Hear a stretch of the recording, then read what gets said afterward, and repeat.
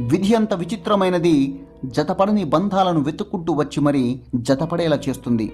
ఆనందాలను, అనుభూతులను పరిచయం చేస్తుంది. ఇష్టాన్ని పెంచుతుంది. ఒకరి కోసం ఒకరు అనేంతలా చేసి చివరకు రాసి పెట్టి లేదు అని విడదీసి వెళ్ళిపోయేలా చేస్తుంది. రెక్కలు తడిస్తే పక్షులు ఎగరలేవు. అయినప్పటికీ వర్షం రాకూడదనే పక్షులు కోరుకోవడం లేదు. జీవితాలు కూడా అంతే. సమస్య వచ్చినప్పుడు భయపడకుండా ఎదురించి పోరాడితేనే వస్తుంది విజయం. రక్తం చుక్కలు చిందకుండా మనిషిని మానసికంగా హింసించి చంపే ప్రమాదకరమైన ఆయుధం మాట.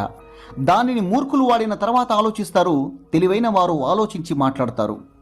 మనం ఇష్టపడే వాళ్ల ముందు మన తప్పులను ఒప్పుకుంటాం. ఎందుకంటే వాళ్ళు క్షమిస్తేనే ధైర్యంతో కాదు, అర్థం చేసుకుంటారనే మనస్సుతో. సమాజంలో మార్పు ఎందుకు రాదంటే పేదవారికి ధైర్యం లేక, మధ్యతరగతి వారికి సమయం లేక, ధనవంతులకి అవసరం లేక. డబ్బు లోకాన్ని ఆకర్షిస్తుంది. అందం హృదయాన్ని ఆకర్షిస్తుంది. మంచి మాట ఎదుటివారిని ఆకర్షిస్తుంది.